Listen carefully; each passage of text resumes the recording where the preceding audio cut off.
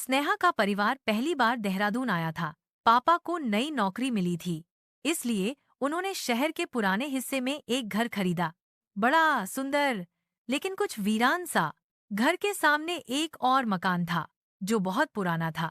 टूटी हुई बालकनी, धूल भरी खिड़कियां और बंद दरवाजे। स्नेहा का कमरा ऊपर था और उस कमरे की खिड़की से सीधा उस पुराने घर का दृश्य दिखता था। शाम की हल्की हल्की रोशनी में वो मकान किसी साए की तरह लगता। पहली दो रातें सब ठीक रहीं। तीसरी रात से डर ने दस्तक दी।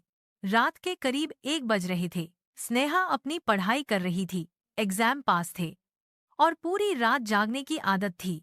हवा थोड़ी ठंडी थी, पंखा बंद था। उसने ऐसे ही खिड़की की तरफ देखा और अचानक जैसे उसका दिल थम गया।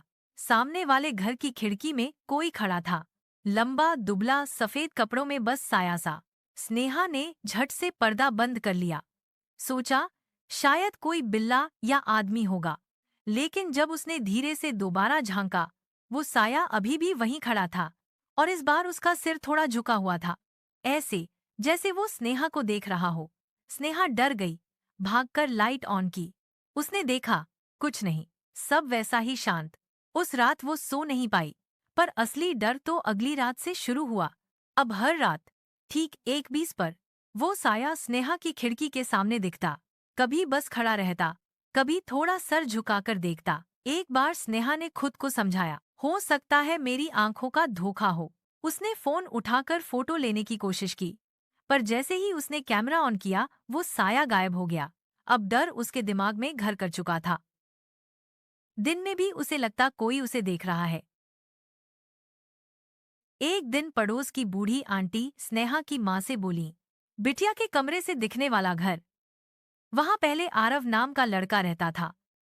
वो इसी कॉलेज में पढ़ता था, बहुत होनहार, बहुत सीधा, पर उसने उस घर की कूदकर अपनी जान दे दी थी। स्नेहा ने ये सुना तो सन्न रह गई। उसने पूछा, क्यों?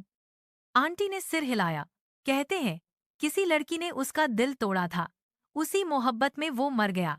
स्नेहा के सीने में एक अनजाना डर उठा। आरव नाम कुछ जाना पहचाना लगा, लेकिन उसे याद नहीं आ रहा था कहाँ सुना था। अब स्नेहा के कमरे में चीजें अपने आप हिलने लगीं। उसकी किताबें, उसकी डायरी और यहाँ तक कि खिड़की का पर्दा अपने आप उड़ता। एक दिन उसने अपने कमरे की मेज पर कुछ लिखा देखा, तुझे याद नहीं आया अभी तक? उसके हाथ कांप गए। वो अपने दोस्तों को बताने गई, पर किसी ने विश्वास नहीं किया। सब बोले, तू ज्यादा हॉरर मूवी देखती है। पर स्नेहा जानती थी वो साया वास्तव में है। एक रात जब बिजली चली गई, तो स्नेहा ने टॉर्च उठाई। कमरा अंधेरे में डूबा था। उसने खिड़की से बाहर झांका। सामने वाले घर की खिड़की में इस बार वो साया बहुत पास था, इतना पास कि उसके चेहरे की झलक दिखी। एक पेल, सफेद चेहरा और लाल आंखें। स्नेहा डर के मारे पीछे गिरी, पर उस आवाज को सुनकर जम गई। स्नेहा, वो लड़का उसका नाम जानता था। स्नेहा ने चीख मारी, पर माँ पापा दौड़कर आए तो खिड़की के पास कोई नहीं था। अगले दिन स्नेहा को अपने पुराने कॉलेज के पुराने फोटो एल्बम मिले। उसमें एक लड़का था, मुस्कुराता हुआ, रेड डायरी लिए हुए आरव। स्नेहा की आंखें चौड़ी हो गईं। अब उसे याद आया, वो दिल्ली के सेंट थॉमस कॉलेज में थी। आरव वहीं पढ़ता था। वो उसका दोस्त था, बहुत केयरिंग, बहुत समझदार। धीरे धीरे आरव ने अपने फीलिंग्स जताए। उसने स्नेहा स्नेहा को प्रपोज किया था। स्नेहा ने कहा था, आरव, मुझ तुम दोस्ती से ज्यादा कुछ नहीं चाहिए, प्लीज समझो।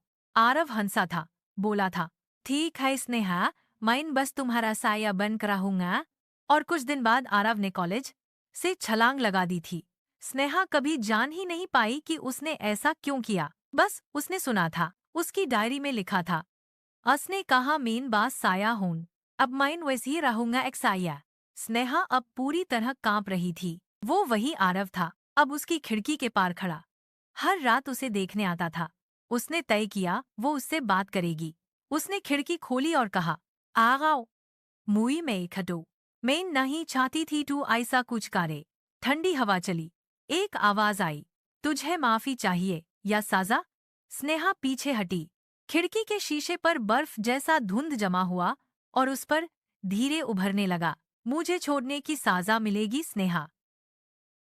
अब हर रात आरव उसे अपने सपनों में दिखाई देता। वो वही बातें दोहराता। तू मुझे भूल गई स्नेहा, मैं तुझे कभी नहीं भूल सकता। स्नेहा के हाथ पर एक दिन अजीब निशान मिला। अक्षर खुदा हुआ था। वो डॉक्टर के पास गई, लेकिन डॉक्टर ने कहा, यह तो ऐसे लगता है जैसे किसी ने उकेरा हो।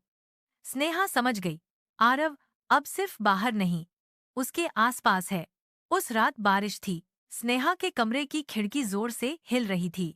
उसने बंद करने की कोशिश की, पर आवाज आई, खिड़की खुली रहने दो, अब तो मीन अंदर आने वाला हूं। स्नेहा रो पड़ी, आरव मुझे जान दो, मेन बास भूल गई थी। तभी बिजली कौंधी और स्नेहा ने खिड़की के शीशे में देखा। उसके पीछे आरव खड़ा था। सफेद आंखें, आंसू और ठंडी सांसें। मुझे छोड़ दिया ना तुमने, अब मैं तुम्हें कभी छोड़ूंगा नहीं।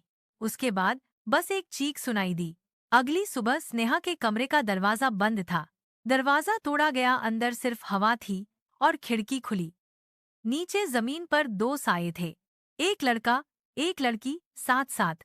टेबल पर आरव की रेड डायरी रखी थी। आखिरी पन्ने पर लिखा था, आखिर स्नेहा ने मुझे याद कर ही लिया। अब हम हमेशा एक साथ रहेंगे। खिड़की की उस पार। वो घर अब फिर से बिक चुका है। नए लोग वहां रहने आए हैं।